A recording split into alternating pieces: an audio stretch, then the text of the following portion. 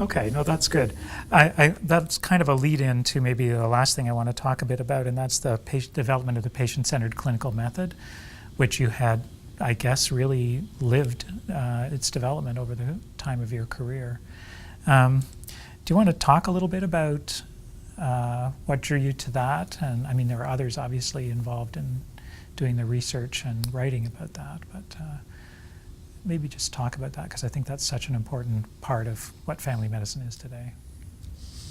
Well, I think I mentioned to you before that I've been searching for some way to understand better what family medicine was all about. Right. And I searched into family therapy, neuro-linguistic programming, hypnotherapy, and they all were somewhat helpful. But when Joe Levenstein came to Western and brought us the original ideas that led to the patient-centered method, a lot of us said, yes, aha, that's what we're trying to do. That's the basis for a theoretical understanding of what family doctors do on a good day. Okay. And Ian was sold on his ideas and wanted us to develop them further. Mm-hmm. And I was in charge of faculty development, so he assigned me the job of bringing the department to a consensus about this developing model. Right. Over our monthly hour-and-a-half faculty development sessions. Okay. Spread out over that. 1 year was focused on developing the model. Okay. When was that? That was... I have a feeling it was in the 80s, but I can't remember. Yeah, It'd be in that PowerPoint thing I sent you. Oh, okay, I'll look. So Joe brought the idea that our job was to listen to whatever the patient wanted to talk about and to focus on their needs, feelings, and fears. And those were ideas I think he borrowed from Ballant.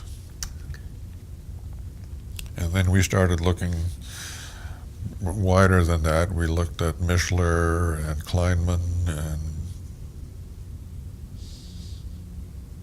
a whole bunch of people.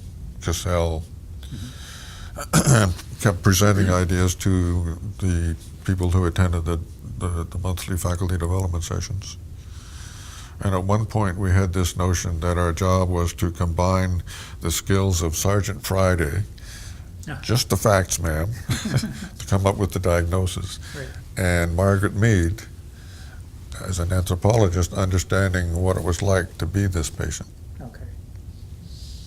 And in a way, we still have that combination of ideas that come together in our understanding of what's happening with a patient. Great. And you've published the 3rd edition. Excellent. Did you, Brian mentioned, because he published a book on family medicine as well, which was contributed to by many of the faculty at Dalhousie, and he found it to be a very unifying experience for the faculty. Brought people together and focused them. The same at Western, I assume, at this, what you just described, the faculty development exercise, and using the faculty as a way of testing the ideas, I guess, in a sense. Did that have that similar effect, do you think? Or I think so, because it wasn't long after that 1 year when we were all trying to figure out what this was together, right.